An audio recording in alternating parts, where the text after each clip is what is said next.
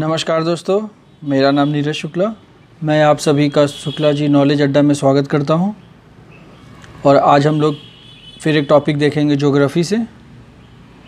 आज का हमारा टॉपिक रहेगा यूरोप कॉन्टिनेंट को आज हम लोग पूरे अच्छे से समझेंगे। पहले मैप के थ्रू देखेंगे यूरोप का लोकेशन, यूरोप के कंट्रीज़ देखेंगे, उसके बाद जो भी इम्पोर्टेंट पॉइंट्स होंगे, जो एग्ज़ाम व्यू पॉइंट्स हैं जो इम्पोर्टेंट रहेंगे उसको हम लोग देखेंगे। और ज़्यादा फोकस एग्ज़ाम ओरिएंटेड रहेगा, ठीक है। इससे पहले हमारा एक वीडियो आ रखा है अफ्रीका कॉन्टिनेंट का और एक वर्ल्ड मैप का बेसिक्स, अगर उसका डिस्क्रिप्शन में आपको मिल जाएगा उसका लिंक, आप उसको देख लेना। और ये हमारा ज्योग्राफी का 3rd लेक्चर होगा, यूरोप, ठीक है। ऐसे हम लोग हर एक कॉन्टिनेंट को पढ़ेंगे और उसके बाद कॉन्टिनेंट पढ़ने के बाद इंडिया पढ़ेंगे। इंडिया पढ़ने के पहले हम लोग इंडिया के जितने भी पड़ोसी देश है उसके बारे में पढ़ लेंगे। उसके बाद हम लोग इंडिया के अंदर आएंगे, क्योंकि ज़्यादा क्वेश्चन इंडिया से आता है, मगर हमें पहले बाहर का बाहर पूरा देख जाएंगे, उसके बाद फिर हम लोग इंडिया के अंदर आएंगे। तो पहले मैं आपको वर्ल्ड मैप पे बता देता हूँ यूरोप का लोकेशन। ये हमारे पास वर्ल्ड मैप है, ठीक है। ये अफ्रीका, इसको हमने पढ़ रखा है पहले से। ये है साउथ अमेरिका, ये नॉर्थ अमेरिका, ये ऑस्ट्रेलिया, ये एंटार्क्टिका, और ये वाला पोर्शन एशिया अपना है। और यहाँ यूरोप का पोर्शन जो है ये है ना। इंडिया है, इंडिया के पास में सऊदी अरेबिया, इसके पास में जो भी है लगा हुआ, ये वाला रीजन यूरोप है। तो आज हम लोग यहाँ पढ़ेंगे, इसके अंदर पढ़ेंगे, ठीक है। चलिए देखते हैं। ये है हमारे पास यूरोप का पॉलिटिकल मैप। ये यूरोप का पॉलिटिकल मैप है। यूरोप जो है ये सिक्स्थ लार्जेस्ट कॉन्टिनेंट है। जैसे अपने पास टोटल 7th है ना, तो ये 6th लार्जेस्ट है। और सबसे स्मॉलेस्ट है ऑस्ट्रेलिया। ऑस्ट्रेलिया के जस्ट पहले आता है यूरोप। यूरोप के अंदर लगभग 51 कंट्रीज़ है। छोटे छोटे यूरोप के अंदर 51 कंट्रीज़ है, और जो कि इसका साइज़ है 6th है। और इसका परसेंटेज ऑफ लैंड जो है, जितना भी टोटल परसेंटेज अपने पास लैंड है, उसका मात्र 6.7% लैंड यूरोप के पास है। और कंट्रीज़ कितने हैं? 51, और ये है 6th लार्जेस्ट कंट्री। अब देखते हैं कौन कौन सा इम्पोर्टेंट लाइन पास करता है यूरोप से। तो यूरोप के पास से एक लाइन जो पास करता है वो है 66.5 नॉर्थ, ठीक है। आर्टिक सर्किल जिसको कहते हैं हम लोग, ये रहा आर्टिक सर्किल लिखा हुआ है ना, ये आर्टिक सर्किल यूरोप से पास करता है। और बाकी कोई भी इम्पोर्टेंट नहीं पास करता है। उसके बाद यहाँ ये 35 डिग्री है जो कि नीचे अफ्रीका से पास कर जाता है। तो जो भी कैप्रिकॉर्न और ट्रॉपिक ऑफ कैंसर, ये सब सारे अफ्रीका से पास कर जाता है। तो ये अफ्रीका के ऊपर का कंट्री है। तो ये यहाँ पे सिर्फ इम्पोर्टेंट में एक आर्टिक सर्किल क्रॉस करता है। तो पहले देख लेते हैं आर्टिक सर्किल से कौन कौन सा कंट्री यहाँ से गुजरता है। तो आर्टिक सर्किल से गुजरने वाले कंट्रीज़ है यूरोप के, ये है नॉर्वे। ये जो ऑरेंज वाला है ये नॉर्वे है, ये स्वीडन, और ये फिनलैंड। और इधर ये आता है, ये ग्रीन वाला जो है ये रशिया है। ये लिखा हुआ है ना रशिया, ये रशिया है। तो 3 कंट्रीज़ यूरोप के और एक ये रशिया। कभी कभी हम लोग क्या पढ़ते हैं, यूरोप प्लस एशिया का जो कुछ पार्ट है उसको हम लोग पढ़ लेते हैं यूरेशिया। तो आर्टिक सर्किल से मात्र टोटल 4 कंट्री पास करते हैं, नॉर्वे, स्वीडन, फिनलैंड, और एक यूरोप के और एक एशिया के रशिया, ठीक है। और एक क्वेश्चन ये पूछा जाता है कि आर्टिक सर्किल के सबसे नज़दीक में किसका कैपिटल है, कौन से कंट्री का कैपिटल है। तो आर्टिक सर्किल से सबसे नज़दीकी कैपिटल जो है वो आइसलैंड का कैपिटल है। यहाँ दिख रहा होगा आपको आइसलैंड, रिकजाविक। आइसलैंड का जो कैपिटल है, जो कि सबसे नज़दीक निकलता है, उसका क्या नाम है?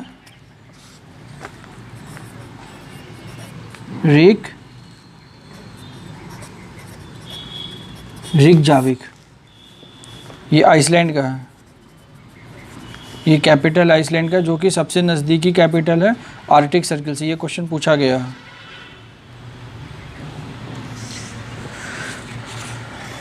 अब ये है आपके पास पूरा मैप, यहाँ पे हो गया ये मेडिटेरियन सी, ये मेडिटेरियन सी है।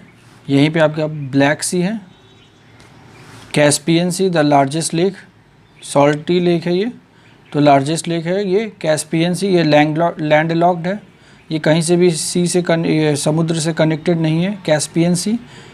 ये ब्लैक सी और ये मेडिटेरियन सी। ब्लैक सी लैंड लॉक नहीं है, ये कहीं ना कहीं से इधर से कनेक्टेड है। ब्लैक सी लैंड लॉक में नहीं आता, ये कनेक्टेड है। ये मेडिटेरियन सी से कनेक्ट हो जाता है और मेडिटेरियन सी इधर आपका अटलांटिक ओशन से कनेक्ट हो जाता है। और मेडिटेरियन सी के नीचे क्या है, ये अफ्रीका है, और मेडिटेरियन सी के नॉर्थ में यूरोप है। तो हम लोग आज यूरोप को पूरा देखते हैं, ठीक है। यूरोप में आप ये देख लो, यहाँ पे जो है ये आपका ये वाला पोर्शन आयरलैंड है, और ये वाला जो पोर्शन है ये है यूके, ये जो है यूके, और इंग्लैंड यहाँ है नीचे, लंदन यहाँ है। तो ज़ीरो प्राइम मेरिडियन जो होता है ये यहीं से लंदन से होकर के क्रॉस करता है। ये देखो आप ज़ीरो यहाँ लिखा हुआ है।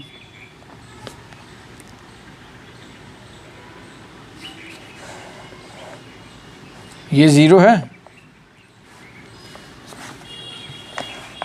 दिख रहा होगा आपको। ये ज़ीरो लाइन जो है ये यहीं लंदन से होकर के गुजरता है। ये ज़ीरो लाइन जो है ये देखिए, ये लंदन है, यहीं से होकर के गुजरता है ग्रीनविच मीन टाइम।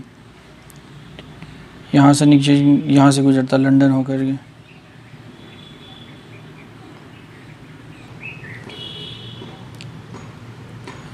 इससे हम लोग देखेंगे जो भी इम्पोर्टेंट पॉइंट्स है, मैंने अपने नोट्स में सारे लिख रखे हैं, इसी से पढ़ लेंगे, ठीक है। ये यूरोप है और ये यूरोप का मैप है। तो ये ब्लैक एंड वाइट मैप है, तो मैंने ये जो आपको ये हाइलाइटर से जो दिखाया है ये सी है, ये ब्लैक सी हो गया, ये कैस्पियन सी हो गया यहाँ, ये ब्लैक सी, ये मेडिटेरियन सी, ये नॉर्थ सी है, ये बाल्टिक सी है। तो सारा मैंने आपको दिखाया है। ये नॉर्वे, स्वीडन, फिनलैंड जो मैं बता रहा था, नॉर्वे, स्वीडन, फिनलैंड। तो मैं अब एक एक करके आपको इसमें सारे पॉइंट्स बताते जाता हूँ। पहला पॉइंट है क्या कि आर्टिक सर्किल से कौन कौन सा कंट्री गुजरता है, तो Norway, Sweden, Finland and Russia, ये बता दिया। और आर्टिक सर्किल के सबसे नज़दीक राजधानी कौन सी है, आइसलैंड की है, रिकजाविक। ये क्वेश्चन आया था वर्ल्ड्स नॉर्थ मोस्ट कैपिटल कौन सा है, तो रिकजाविक, ये आइसलैंड की है। और ये अटलांटिक ओशन इधर हो गया। नॉर्वे है, स्वीडन है, नॉर्वे का सारे का इसमें कैपिटल और कंट्री और कैपिटल भी लिख रखा है। और ये क्या है, यूराल माउंटेन है। तो यही यूराल माउंटेन जो है यूरोप को एशिया से अलग करता है। इधर यूरोप है, इधर एशिया है, और मगर जो रशिया है ये पूरा इधर है। और जो रशिया का जो कैपिटल मॉस्को है ये इधर साइड में आता है, यूरोप के साइड में। ये देखिए मॉस्को यहाँ लिखा हुआ।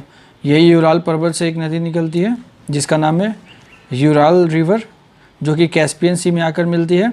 और एक यहाँ से एक निकलती है, ये वोल्गा माउंटेन से एक रिवर निकलती है, वल्दई, जो कि कैस्पियन सी में निकलती है। तो कभी कभी क्वेश्चन आता है कि कैस्पियन सी का जो नॉर्थ वाला पोर्शन है ये कम सॉल्टी है एज़ कम्पेयर टू द इधर वाला पोर्शन, इसीलिए क्योंकि यहाँ पे कंटिन्यूस रिवर का वाटर आकर के इसमें मिलते जाता है। तो इधर वाला कम सॉल्टी है, फ्रेश वाटर आकर मिल रहा है, इधर वाला ज़्यादा सॉल्टी है, ठीक है। अब इसमें कुछ कंट्रीज़ हैं जो कि इम्पोर्टेंट है, अभी हम लोग उसको देख लेते हैं। यहाँ इंग्लिश चैनल है, इंग्लिश चैनल का जो वाइड है ये 40 किलोमीटर वाइड रेंज है।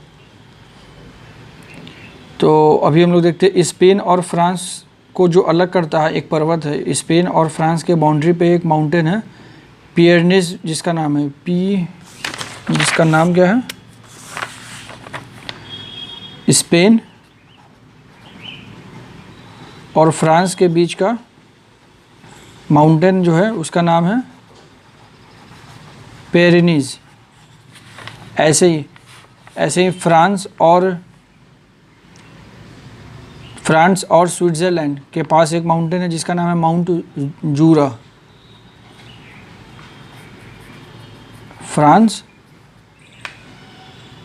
और स्विट्ज़रलैंड के बीच का जो माउंटेन है उसको क्या कहते हैं, माउंट जूरा। ऐसे है आपका यहाँ इटली के साथ, फ्रांस और इटली के साथ जो माउंटेन अलग करता, फ्रांस और इटली का जो बाउंड्री पे जो माउंटेन है उसको क्या कहते हैं, माउंट अल्प्स। ये माउंट अल्प्स है, ये जो ग्रीन वाले है ये माउंट अल्प्स है, ठीक है। ऐसे ही जर्मनी के साथ है, जर्मनी के साथ जो अलग करता है उसका नाम क्या है, माउंट वोल्सगेज, माउंट वोल्सगेज है। फ्रांस और जर्मनी को जो अलग करता है उसका क्या नाम है, माउंट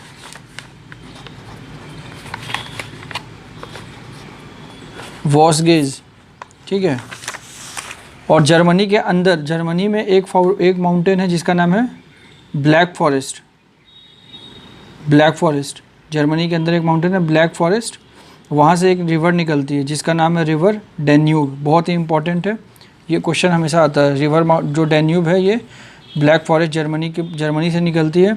और ये 5 कैपिटल, जो यूरोप के जो 5 ये कंट्रीज़ के जो कैपिटल है ये वहाँ से होकर के गुजरती है, ठीक है। तो वो 5 कैपिटल मैंने यहाँ लिख रखा है, 5 कैपिटल यहाँ लिख रखा है। वियना है, ब्रास्टिस्लाविया है, बुडापेस्ट है, बेलग्रेड्स है और बुचारेस्ट है। तो सारे कैपिटल यहाँ लिख रखा है मैंने। अभी हम लोग इसको आगे देखेंगे कौन कौन से कंट्री का है, कौन कौन सा है, ठीक है। अभी ओवरलुक देख रहे हैं हम लोग। ये टर्की है, ठीक है। ये सारे मैप हो गए। अब हम लोग पॉइंट वाइज देखते हैं यूरोप मैप को। इसमें क्या लिखा हुआ, only one country of Europe whose capital is near Mediterranean sea. किसका है, एथेंस का है। एथेंस, ग्रीस का कैपिटल जो है एथेंस, यही कंट्री है जो कि मेडिटेरियन सी के करीब में ये कैपिटल, मेडिटेरियन सी के सबसे करीब में कोई कैपिटल कौन सा है, एथेंस है, ग्रीस का। उसके बाद one European country is as island in the Mediterranean sea, किसका है, माल्टा। माल्टा जो है कहाँ है, वो मेडिटेरियन सी में ही है, आइलैंड कंट्री है माल्टा। मैं आपको मैप पे दिखाता हूँ माल्टा। ये देखिए, ये है एथेंस, ग्रीस का कैपिटल एथेंस, जो कि सबसे नियरेस्ट कैपिटल हो गया, जो कि मेनलैंड से जुड़ा हुआ कंट्री है। उसका जो सबसे नियरेस्ट कैपिटल कौन सा है, एथेंस है। और मेडिटेरियन सी के अंदर आइलैंड कंट्री कौन सा है, माल्टा। ये रहा माल्टा, है ना, माल्टा है ना, माल्टा। और माल्टा का कैपिटल क्या है, वेलेटा।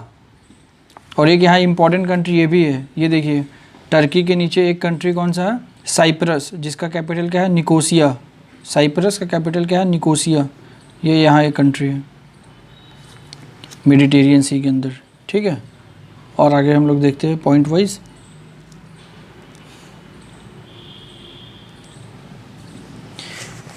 फिर एक पॉइंट आता है, कोला आइलैंड है एक। In Kola island there is a port in Russia called Murmansk port. ये भी आता है क्वेश्चन, मुर्मस्क पोर्ट, है ना।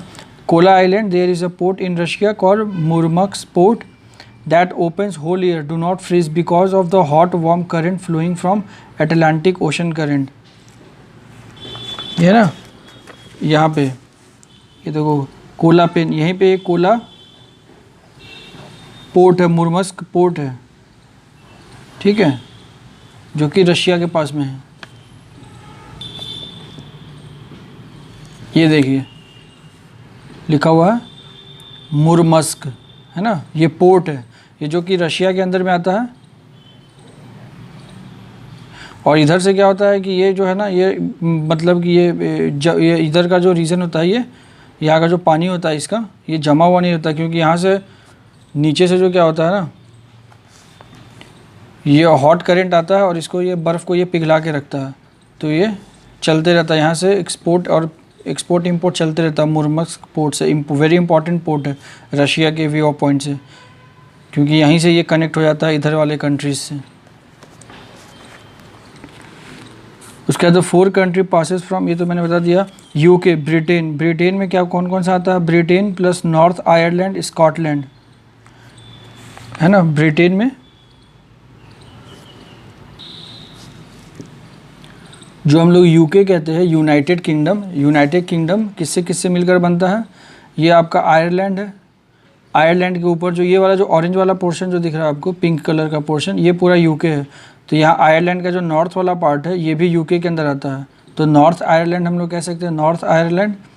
ये रहा स्कॉटलैंड, यहाँ है ये वेल्स और ये इंग्लैंड, ये सारे मिल करके क्या बनाते हैं UK. North Ireland, Scotland, Wales और इंग्लैंड, ठीक है, ये हो गया यूके। आगे देखते हैं, पॉइंट वाइज देख रहे हैं सिर्फ हम लोग अभी। The mountain at the boundary of France और स्पेन के बाउंड्री पे कौन सा माउंटेन बनता है? पेरिनीज माउंटेन। फ्रांस और इटली के, ये आपको याद रखना होगा, फ्रांस और स्पेन के बीच में पेरिनीज माउंटेन है। फ्रांस और इटली के बीच में है माउंट अल्प्स है। फ्रांस और स्विट्ज़रलैंड के बीच में जो बनाता है वो कौन सा? जूरा माउंटेन है। और फ्रांस और जर्मनी के बॉर्डर पे कौन सा है? वोस्गेज माउंटेन है। फिर एक आता है बेनेलक्स। बेनेलक्स के अंदर 3 कंट्री आता है, बेनेलक्स के अंदर 3 कंट्रीज आता है, बेल्जियम, नीदरलैंड और लग्जमबर्ग। ये क्या होता है? ये लोलैंड कंट्री है। क्वेश्चन आता है क्या कि ऑप्शन को देगा क्या कि 3-4 कंट्रीज़ का नाम दे देगा और बोलेगा कि इसमें से यूरोप के लो लैंड कंट्री क्या है। लो लैंड कंट्री का मतलब क्या है? ये क्या होता है कि ये इसका जो ये समुद्र से भी नीचे है, ये कंट्री जो है ना समुद्र लेवल, सी लेवल से ये नीचे आते हैं। तो ये क्या करते हैं ना, अपने खेती करने के लिए make a steel wall to remove the sea water and that area as a agriculture. क्या करते हैं वहाँ से, जो क्या करते हैं एक स्टील का वॉल खड़ा कर देते हैं। जैसे जो 3 कंट्रीज़ हैं, इधर मान लीजिए सी है, सी वाटर है और ये लो लैंड में है, तो यहाँ क्या करते हैं वो एक स्टील का वॉल खड़ा कर देते हैं और इधर का जो भी पानी है उसको इधर पंप आउट कर देते हैं और फिर जब ये ड्राई हो जाता है तो इस वाले एरिया में फिर वो खेती करते हैं। तो ये लोलैंड कंट्री होता है, लोलैंड कंट्री। एडवांस टेक्नोलॉजी इस्तेमाल करके वहाँ भी वो लोग खेती कर लेते हैं। तो वो जो 3 कंट्री जो आते हैं जिसको हम लोग क्या कहते हैं? बेनेलक्स। बेनेलक्स का मतलब क्या हो गया? BE का मतलब हो गया क्या? बेल्जियम। NE का मतलब हो गया नीदरलैंड और ये हो गया LUX का मतलब हो गया लग्जमबर्ग। मैं मैप पे दिखाता हूँ कहाँ पे वो कंट्रीज़ है। ये देखिए यहाँ आपको दिख रहा होगा, जूम करता हूँ मैं। ये है लोलैंड कंट्री, यहाँ आपको दिख रहा होगा नीदरलैंड, ये आपको दिख रहा होगा ये वाला जो कंट्री है ये है नीदरलैंड, है ना। और उसी के जस्ट नीचे ये येलो वाला जो दिख रहा है ये आपका बेल्जियम है, ठीक है। और उसी के नीचे ये LUX जो लिखा हुआ है ये लग्जमबर्ग है। ये तीनों जो कंट्री है ये लोलैंड कंट्री है। क्वेश्चन आया हुआ है ऐसा पूछते हैं, ये 3 कंट्रीज कौन कौन से जो लोलैंड कंट्री है। इधर नॉर्थ सी है, यहाँ तो यहाँ नॉर्थ सी है, तो ये क्या करते हैं आपस में, ये लोग क्या करते हैं कि एक स्टील का वॉल खड़ा कर देते हैं, ऊपर की तरफ करके स्टील वॉल खड़ा कर देते हैं। और इधर का जो पानी जो इधर आया हुआ लोलैंड है, क्योंकि सी लेवल से नीचे है ये कंट्री, तो ये यहाँ पे क्या करते हैं, यहाँ का पानी को पंप आउट कर देते हैं नॉर्थ सी में और यहाँ पे फिर ये खेती करते हैं। यहीं पे आपका एक इम्पॉर्टेंट पोर्ट है जो कि बहुत इंपॉर्टेंट पोर्ट है नीदरलैंड का, है ना। ये दिख रहा होगा आपको एम्स्टर्डम। एम्स्टर्डम जो है ये पोर्ट है, यहीं से बहुत इंपॉर्टेंट पोर्ट है नीदरलैंड का। एम्स्टर्डम पोर्ट नीदरलैंड पे है, यहीं से ये एक्सपोर्ट करते हैं हेवी अमाउंट में। नहीं, नीदरलैंड में वो जो पोर्ट का नाम है वो रॉटरडम पोर्ट है, रॉटरडम पोर्ट है। कहाँ पे है वो? कैपिटल है, यूरोप का कैपिटल क्या है? एम्स्टर्डम। यूरोप का कैपिटल एम्स्टर्डम है, वहीं पे एक पोर्ट है रॉटरडम पोर्ट। तो क्वेश्चन आया हुआ है कि रॉटरडम पोर्ट कौन से कंट्री में आता है, तो ये नीदरलैंड में है। एम्स्टर्डम कैपिटल ऑफ नीदरलैंड के पास में रॉटरडम पोर्ट इंपॉर्टेंट पोर्ट है। फिर आता है कि साउदर्न पार्ट ऑफ स्पेन जो है एक जिब्राल्टर है, occupied by UK. Straight of Gibraltar separate Spain, Europe और अफ्रीका का मोरक्को। ये मैंने आपको पहले वाले वीडियो में बता रखा है, फिर भी आप एक यहाँ देख लीजिए। ये स्पेन हो गया और ये मोरक्को, ये अफ्रीकन कंट्री है। नीचे अफ्रीका और ऊपर यूरोप है। तो ये दोनों जो बीच में जो यहाँ पे जुड़ रहा है वहाँ पे एक गैप है, तो उसी को कहते हैं स्ट्रेट ऑफ जिब्राल्टर। यहाँ पे लिखा हुआ है स्ट्रेट ऑफ जिब्राल्टर, आप देखिए स्ट्रेट ऑफ जिब्राल्टर, ठीक है। स्ट्रेट ऑफ जिब्राल्टर ये ऑक्यूपाई कर रखा है किसके द्वारा? इंग्लैंड के द्वारा, यूके द्वारा, ऑक्युपाइड बाय यूके। आगे हम लोग और पॉइंट देखते हैं।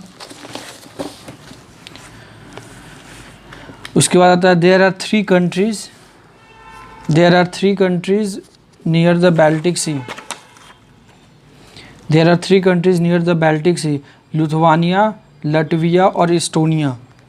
ठीक है, all this countries are called Baltic country और बल्कन स्टेट जिसको हम लोग कहते हैं। क्वेश्चन आता है कि बल्कन स्टेट्स में या बल्कन कंट्रीज़ में कौन कौन सा कंट्री आता है, तो 3 कंट्री आते हैं। बाल्टिक सी के पास में तीनों कंट्री आते हैं, लिथुआनिया, लटविया और इस्टोनिया। मैप पे देखते हैं हम लोग कहाँ पे है यहाँ आपको दिख रहा होगा, ये बाल्टिक सी, ये लटविया, जस्ट उसके ऊपर इस्टोनिया। तो क्या बोला मैंने, इस्टोनिया, लटविया और लिथुआनिया, ये तीनों कंट्री को क्या कहते हैं, बल्कन स्टेट। ये बाल्टिक सी के एकदम समीप में है। बल्कन स्टेट्स या बल्कन कंट्री या बाल्टिक कंट्री कहते हैं, इस्टोनिया, लटविया और लिथुआनिया। हम लोग ज़्यादा डिटेल में इसको नहीं देख रहे, बस हम लोग पॉइंट वाइज देख रहे हैं। जो जो क्वेश्चन आया हुआ है, जो जो क्वेश्चन आ सकता है, बस वही देखते जा रहे हैं। जल्दी जल्दी यूरोप को एक नज़र देखते जा रहे हैं। ठीक है, अगर वीडियो पसंद आ रहा हो तो प्लीज़ लाइक करें, शेयर करें, सब्सक्राइब करें और कमेंट करके बताएं अगर कुछ मैंने गलत बता दिया हो और या आप कुछ सुधार चाहते हो तो वो भी बताएं कमेंट करके। आगे देखते हैं। वर्ल्ड्स का जो 2 स्मॉलेस्ट कंट्री है, जो सबसे स्मॉलेस्ट कंट्री है, वो भी यूरोप के अंदर आता है। तो वर्ल्ड का सबसे स्मॉलेस्ट कंट्री कौन सा था, वेटिकन सिटी। ये इटली के अंदर है। इटली का कैपिटल जो है रोम, वो रोम के अंदर भी है। जैसे इटली के अंदर आता है वेटिकन सिटी, और वेटिकन सिटी कहाँ है, इटली का जो कैपिटल रोम है, रोम के अंदर ही है वेटिकन सिटी। वेटिकन सिटी का मात्र एरिया जो है 0.44 किलोमीटर स्क्वायर है और पॉपुलेशन उसका 840 है, सिर्फ 840। ये थोड़ा पुराना डाटा हो सकता है, आप एक बार इसको कंफर्म कर लीजिएगा, कुछ बढ़ गया हो। एरिया तो यही है 0.44 किलोमीटर स्क्वायर। और second smallest country of Europe कौन सा है, मोनाको। मोनाको का एरिया कितना है, 2.02 किलोमीटर, मात्र 2 किलोमीटर स्क्वायर का एरिया है ये मोनाको का। और ये कहाँ पे आता है, फ्रांस और इटली की सीमा और मेडिटेरियन सी की कोस्ट पे बसा हुआ देश है। तो हम लोग मैप पे देखते हैं कहाँ पे है, आइए। फ्रांस और इटली के पास बोला, तो फ्रांस, इटली और फ्रांस। यहाँ हम जूम करते हैं इसको, जूम किए, फ्रांस, ये हो गया इटली और ये हो गया फ्रांस। इटली और फ्रांस के बॉर्डर के पास मोनाको, यहाँ आपको दिख रहा होगा, ये है मोनाको, छोटा सा कंट्री। ये मोनाको आपको दिख रहा होगा, जिसका एरिया कितना, यही है, ये छोटा सा बिल्कुल एरिया है मोनाको। और इसका एरिया कितना है, 2.02 किलोमीटर स्क्वायर। वेटिकन सिटी भी आपको मैं दिखा दूँ, वेटिकन सिटी, ये इटली का कैपिटल रोम है, ये रोम के अंदर ही है वेटिकन सिटी। ये इटली है, इटली का कैपिटल यहाँ है, कोस्ट के पास रोम है, रोम के अंदर ही है वेटिकन सिटी। ठीक है, और इसी के पास में यहाँ पे है मोनाको। दोनों smallest country of the world है। आगे देखते हैं, जो इटली है, इटली कंट्री है, उसके अंदर 2 कंट्री बसे हुए हैं। इन इटली 2 कंट्रीज़ है, एक है वेटिकन सिटी, एक है सेंट मैरियानो। 2 कंट्री इटली के अंदर बसा हुआ है, सेंट मैरियानो और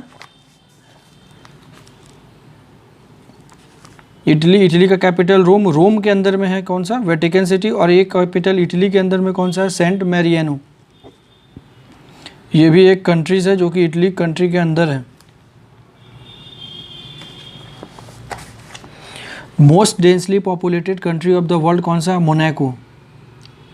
मोनाको 2 किलोमीटर इसका लगभग एरिया है और पॉपुलेशन डेंसिटी कितना है, 19,009 किलोमीटर पर पर्सन पर किलोमीटर स्क्वायर। तो मतलब टोटल आबादी कितना है, लगभग इसका 38,500 के आसपास टोटल पॉपुलेशन है मोनाको का। और एरिया कितना है, 2 किलोमीटर स्क्वायर का। तो मोस्ट पॉपुलेशन डेंसिटी वाला कंट्री है मोनाको। और it is the second smallest country of the world है। स्मॉलेस्ट कौन सा, वेटिकन सिटी। वेटिकन सिटी कहाँ, इटली के कैपिटल रोम के अंदर। स्मॉलेस्ट कंट्री ऑफ एशिया कौन सा है, जब यूरोप का देख रहे हो तो एक बार एशिया देख रहे तो स्मॉलेस्ट कंट्रीज ऑफ एशिया कौन सा, मालदीव्स आएगा। मालदीव्स का जो एरिया है 298 किलोमीटर, बताइए ये 298 किलोमीटर एशिया का सबसे स्मॉलेस्ट कंट्री है, और यूरोप का सबसे स्मॉलेस्ट कंट्री का एरिया कितना है, 2 किलोमीटर के लगभग, 2 किलोमीटर स्क्वायर। अब एक आता है black forest. Black forest Germany में है, यहाँ से एक नदी निकलती है डैन्यूब रिवर, जो ब्लैक फॉरेस्ट जो ब्लैक सी में जा कर के मिलती है। अब जो मैं आपको बता रहा था ब्लैक सी के बारे में, वो यहाँ Danube river black forest Germany से निकलती है, और ये 5 देशों की राजधानी होकर ब्लैक सी में जाकर मिलती है। ये 5 राजधानियाँ कौन कौन सी है, सबसे पहले ये ऑस्ट्रिया की कैपिटल वियना से होकर गुजरती है। उसके जस्ट बाद ये जाता है स्लोवाक रिपब्लिकन का कंट्री का इस कैपिटल क्या है, ब्रास्टिस्लाविया। मैप के थ्रू अभी आप देख सकते हैं, ये है। पहले मैं इसमें आपको बता दूं, फिर इसमें बताता हूँ।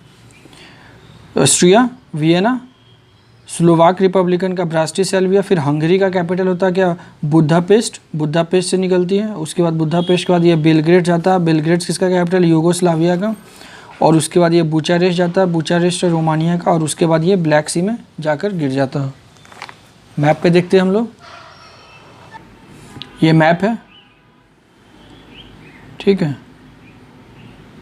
ये जर्मनी है, तो जर्मनी से ये नदी निकलती है डैन्यूब रिवर ब्लैक फॉरेस्ट से, और ये यहाँ से होते हुए ऑस्ट्रेलिया आई। ऑस्ट्रेलिया का कैपिटल वियना के पास आपको एक ब्लू लाइन दिख रहा होगा, यही है डैन्यूब रिवर। वियना से होकर के ये कहाँ गई, हंगरी का कैपिटल क्या है, बुदापेस्ट से होकर के ये फिर कहाँ आए,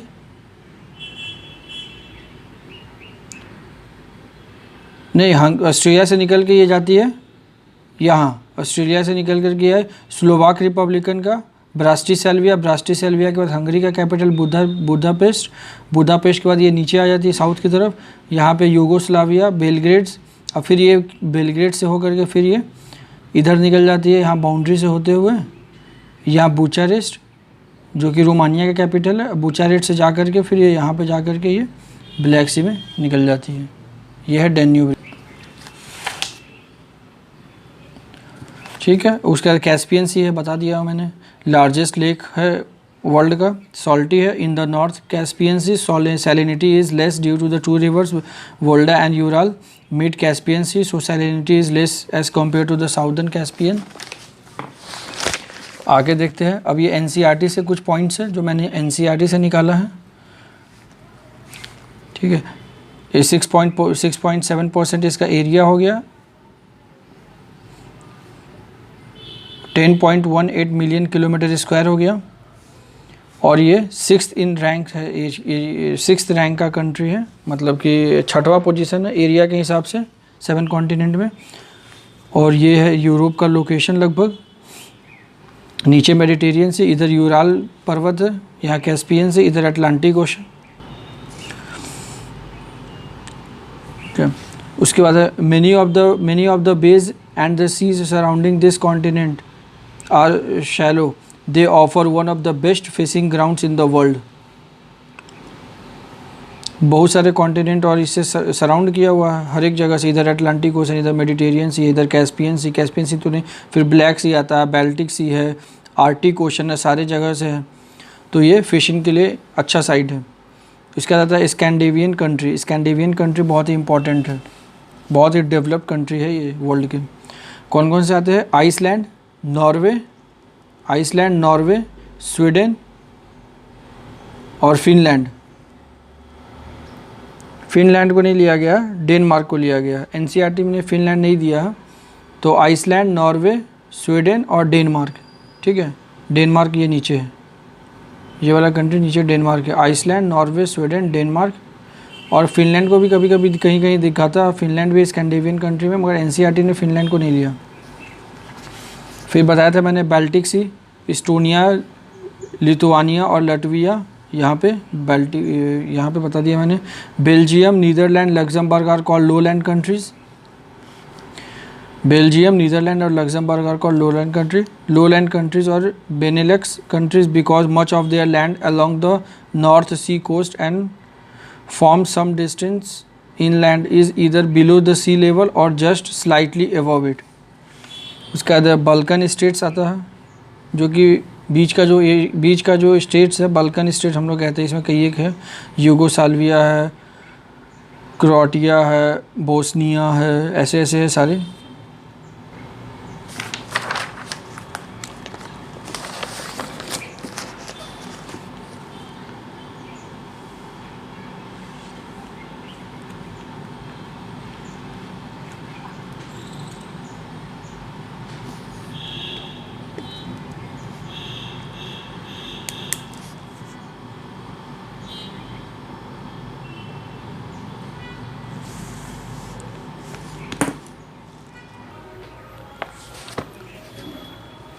ठीक है, आगे हम लोग देखते हैं। ये हो गया नॉर्थ वेस्टर्न हाईलैंड के बारे में। नॉर्थ वेस्टर्न हाईलैंड के बारे में जो हो गया, ये ऊपर वाला पोर्शन मैंने आपको बता दिया। स्कैंडिनेवियन जो है शील्ड है। उसका आता है, दूसरा आता है North European plain. It extend from Ural in east, इधर यूराल पर्वत हो जाएगा, इधर आपका अटलांटिक कोस्ट हो जाएगा वेस्ट वाले साइड में, ये ईस्ट वाले साइड पे। और ब्रॉडेस्ट इधर वाले पोर्शन पे ये थोड़ा ज़्यादा चौड़ा है, इधर वाले पे कम है। तो ब्रॉडेस्ट इन ईस्ट है और नैरो इन वेस्ट पार्ट है। इम्पॉर्टेंट फार्मिंग एरिया है ये। Hills have been eroded into the basin, जो यहाँ छोटे छोटे हिल्स थे वो इरोड हो गए चुके हैं, बेसिन में बदल चुके हैं, लंदन और पेरिस बेसिन। और प्लेन पे जो रिवर है, इंपॉर्टेंट रिवर है सीन नदी। साइन नदी के बारे में एक इंपॉर्टेंट पॉइंट आप समझ लीजिए, एक क्वेश्चन आता है कि पेरिस जो है वो किस नदी के किनारे है। तो पेरिस किस नदी के किनारे है? रिवर सीन, है ना, रिवर सीन। रिवर सीन अपना कहाँ पानी गिरा था? इंग्लिश चैनल में। रिवर सीन पानी गिरा था अपना इंग्लिश चैनल में। तो रिवर सीन और रिवर राइन है, important river joining English channel. और नॉर्थ सी, राइन नदी अपना पानी कहाँ गिराती है? नॉर्थ सी में। और कुछ इंपॉर्टेंट रिवर है, डेन्यूब है, डेनिपर है, डॉन है, वोल्गा है, आर इंपॉर्टेंट रिवर्स है। आपको ये याद रखने होंगे, ठीक है। तो फिजिकल फीचर्स हम लोग पढ़ रहे थे, इसमें हमने पढ़ लिया नॉर्थ वेस्टर्न हाईलैंड, फिर है नॉर्थ यूरोप प्लेन। 4 पार्ट्स में यूरोप का फिजिकल फीचर्स डिवाइड होता है, जैसे north western highland, north European plain और सेंट्रल अपलैंड और अल्पाइन सिस्टम। अब आगे हम लोग देखते हैं। हाँ, उसके बाद जो हम लोग देख रहे थे, आपका ये सेकंड वाला जो पॉइंट था,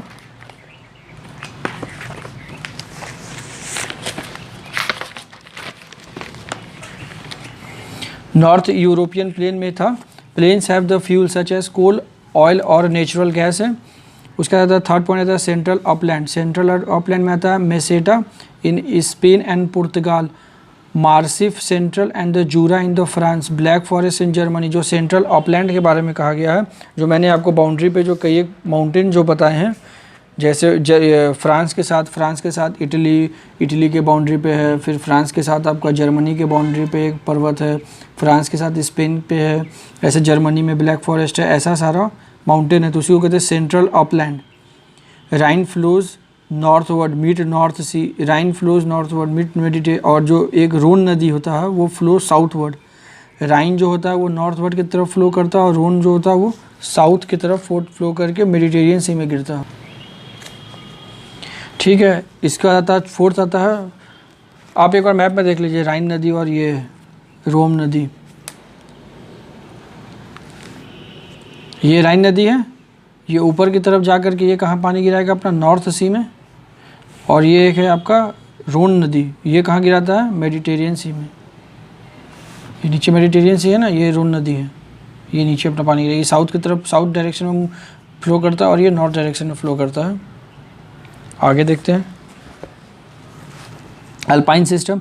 इन the south there is a chain of high mountain, the age of this is same as the Mount Altas mountain of Africa, Rockies mountain in North America. This chain stretches from Atlantic Ocean in west. This chain stretches from Atlantic Ocean in west to Caspian Sea in the east, from where it further extend to Asia. This mountain have a high peak, steep slopes and the deep valley. Important of them is Alps. Mount Blanc 4807 meter high is the highest peak of Alps. The highest mountain peak of Europe is Mount Elbrus. Alps पर्वत जो होता है उसका जो highest peak क्या है, Mont Blanc, BLANC Blanc 4807 metre. और highest peak अगर यूरोप पूछेगा तो माउंट एल्ब्रूस, ठीक है, एल्ब्रूस 5633 मीटर हाइट है, 5633 मीटर हाइट है। और ये कहाँ पे, कॉकेसस। उसके बाद हम लोग देखते हैं वेजिटेशन, क्लाइमेट और वेजिटेशन यूरोप का कैसा होता है। तो Europe continent is in the temperate zone में आता है, but considering its latitude Europe's climate is mild season for this, proximity to sea है, इसीलिए यहाँ पे होना तो चाहिए इसको टेम्परेट जोन में। यूरोप टेम्परेट जोन में होता है, बट कंसिडरेबली थोड़ा यहाँ का टेम्परेचर बढ़िया होता है। क्यों? क्योंकि ये प्रॉक्सिमिटी टू सी है। Westerlies and the North Atlantic drift influence the climate of the Europe. Important points. Europe lies in the region of the Westerlies. As such, most of the time the wind blows from the southwest. Since there is no mountain system from the north to the south, Europe के ऊपर जो है south west से जो हवाएं चल के आती है वो यूरोप के ऊपर से गुजर जाती है। और क्यों? क्योंकि देयर इज कोई माउंटेन, जब बहुत बड़ा माउंटेन नहीं है यूरोप के अंदर, बहुत हाई माउंटेन नहीं है। Since there is a no mountain system from the north to south, there is no obstruction for the winds. As a result these winds blow deeper in to the land and modify the temperature. The warm water of the North Atlantic drift keep the seas along the western Europe ice free. जो गर्म हवाएं हैं वो चल करके सीधा पूरा penetrate करते हुए ऊपर से गुजर जाती है, जिसके कारण यूरोप आइस फ्री हो जाता है। On their way wind picked up moisture and causes fair amount of rainfall. Heavy in the western side of Europe के जो होगा, जब भी होगा तो हेवी वर्षा होगा as compare to east. Western summer warm होगा और विंटर कूल होगा, और eastern and the central summer hot होगा और विंटर कूल होगा।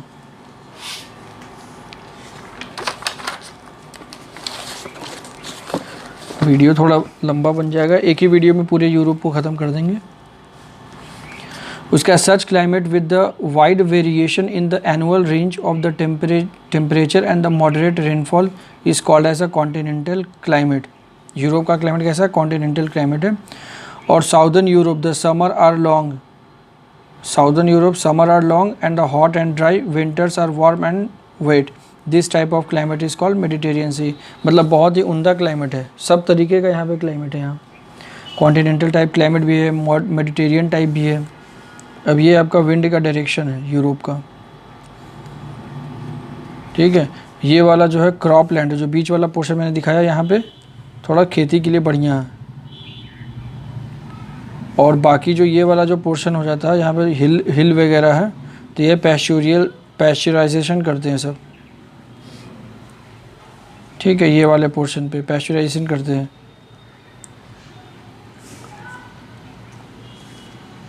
इस इधर वाले पोर्शन पे फॉरेस्ट है। ये देखिए वेस्टर्ली विंड, ये कोल्ड होता है, इधर से हॉट विंड भी आया, ये दोनों विंड मिलकर के ऊपर से यहाँ तक चला गया। और ये नॉर्थ एटलांटिक ड्रिफ्ट आया, ये हॉट होता है, ये यहाँ से गया और ऊपर से कोल्ड आया, ऊपर से कोल्ड विंड आ रहा है, इधर से हॉट विंड जा रहा है, तो यहाँ पे ये जमने नहीं दे रहा। और यही हॉट विंड यहाँ भी जा रहा है, जो कि मुरमस्क पोर्ट जो मैंने आपको बताया था, मुरमस्क पोर्ट, यही हॉट विंड की वजह से यहाँ पे ये बर्फ़ पिघला रहता है और यहीं से ये ट्रांसपोर्टेशन रशिया का बहुत आसानी से होता है। यूरोप का जो जनवरी से अगस्त तक का जो एवरेज टेम्परेचर है वो 6 डिग्री सेंटीग्रेड होता है, और जुलाई से अगस्त तक का जो होता है 23 डिग्री होता है। Near the Mediterranean long summer होता है, so the drought, so many trees with the deep root होते हैं, स्मॉल लीव्स होते हैं और थिक एंड द ग्लोसी होते हैं। और फ्रूट्स कौन कौन से होते हैं? Olive, fig, grapes, oranges. उसका था northern, in the northern part beyond the Arctic circle vegetation is tundra type consisting the lichens, moss and the few standard trees. South of the tundra is taiga region, coniferous forest, cone shape के होते हैं, pine और spruce and fir.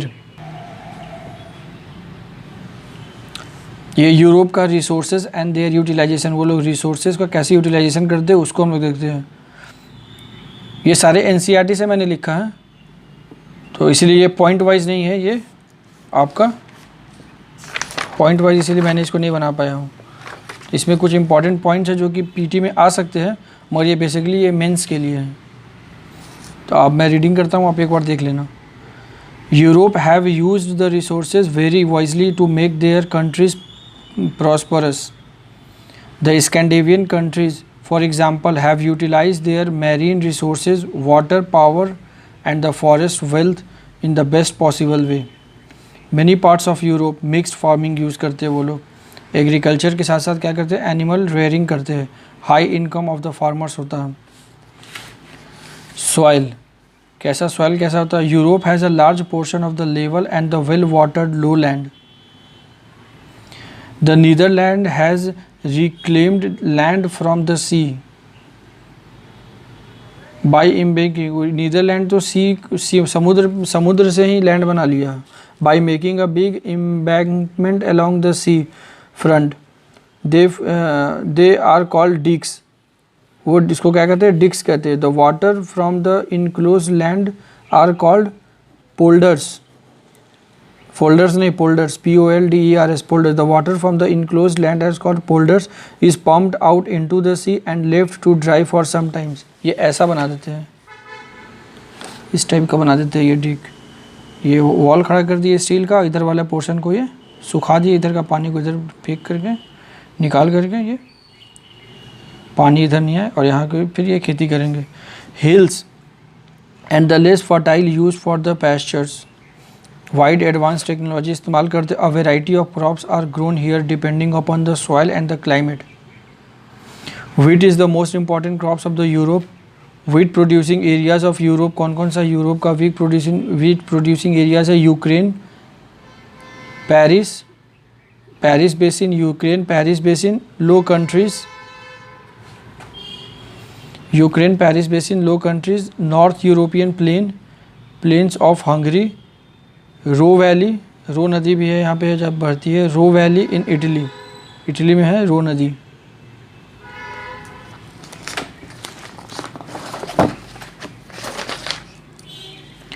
ठीक है। Poorer soil are use to grow barley rye and oats, they are supplements of wheat. Sugar beet use करते हैं। Sugar beets and potatoes are the two important root crops of Europe. Main source of sugar जो है Europe का क्या है? Sugar beet से वो लोग चीनी बनाते हैं। Sugar beets and the potatoes are the important crops. Flax is only fibre crops of the Europe which is use for making It grow in the cool damper lands, especially in Belgium and the Baltic states. Vegetable है Bulgaria, vegetable अच्छा होता है Bulgaria में east में, और Netherland और Belgium in the west. Vegetable के लिए बुल्गारिया और नीदरलैंड और बेल्जियम। उसके बाद फार्मिंग ऑफ यूरोप है।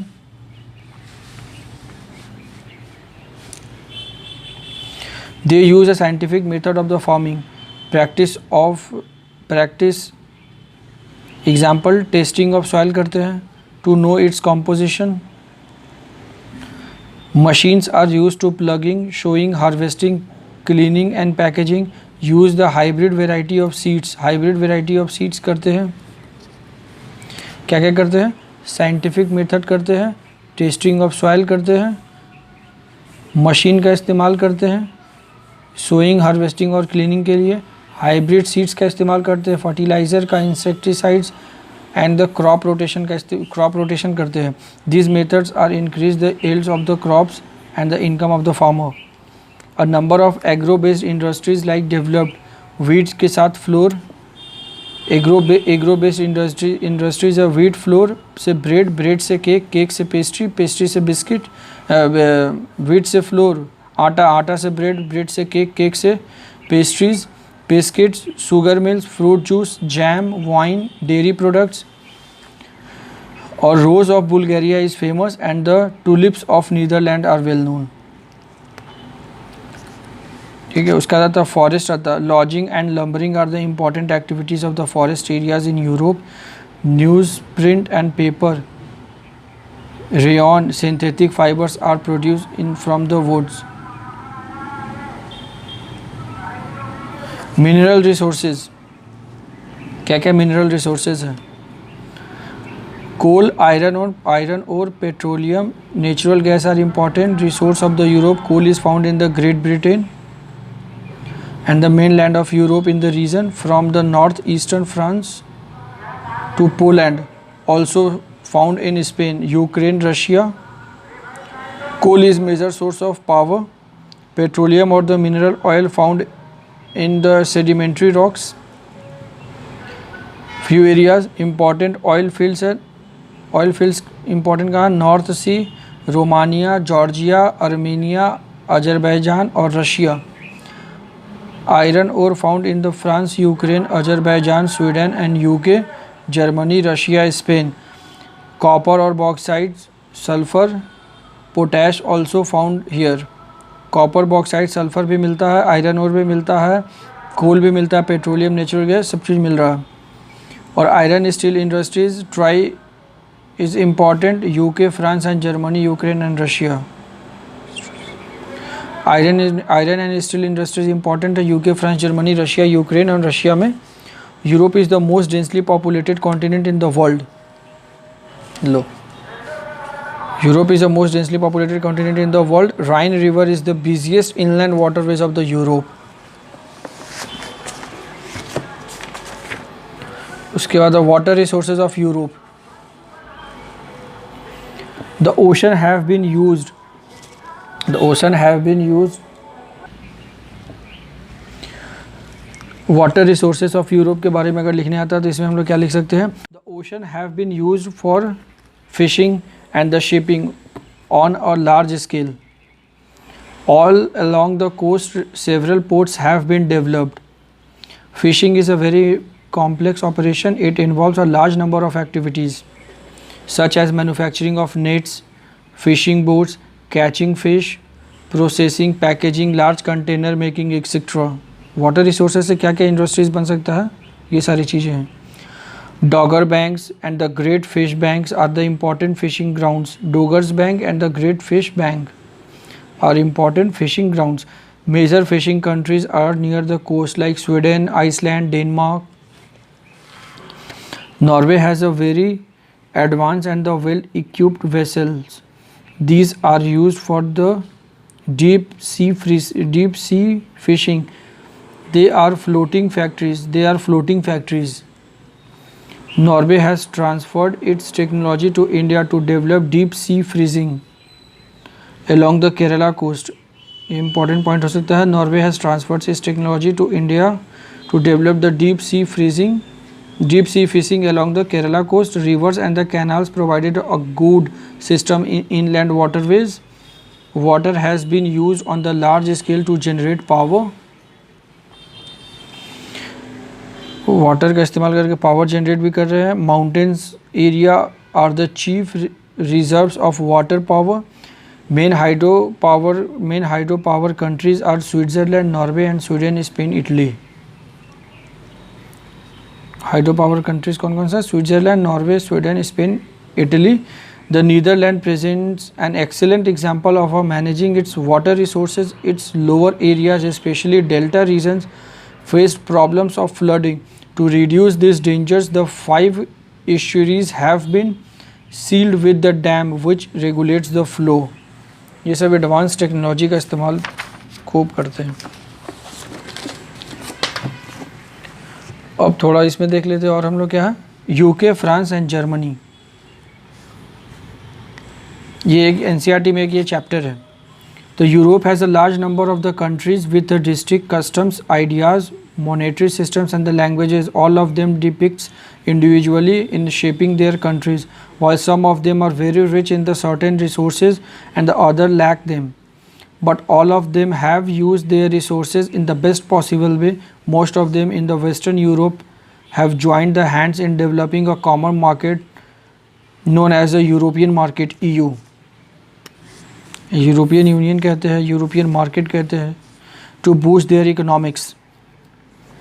UK, France are the parts of the Western Europe. Germany belongs to the Central Europe. France is still a country of the farmers, but UK and Germany industrial Nations हो गए। Great Britain में बताया था मैंने, England, Wales, Scotland और the north Iceland. बस ये हमारा यूरोप का टॉपिक था। यूरोप अब हमारा ख़त्म हो गया है। वीडियो काफ़ी लंबा हो गया है। मैंने कोशिश किया हूँ कि ज़्यादा से ज़्यादा इम्पॉर्टेंट पॉइंट्स इसमें रखा हूँ, और जो बाद के जो सारे हैं लगभग 20-25 मिनट जो भी है वो मेंस के रिगार्डिंग है, और उसमें भी कुछ इम्पॉर्टेंट पॉइंट्स अगर निकल सकता तो आप ले सकते हो उसमें से। और ये यूरोप कॉन्टिनेंट हो गया। कुछ रह गया हो तो हम लोग क्वेश्चन के थ्रू उसको डिस्कस कर लेंगे अगर कभी क्वेश्चन में आता है तो।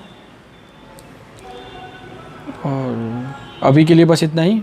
देखते हैं अगला वीडियो, कोई अगला कॉन्टिनेंट फिर लेके आएंगे। और वीडियो अगर अच्छा लग रहा हो तो लाइक करें, शेयर करें, सब्सक्राइब करें। अभी के लिए इतना ही। Thank you.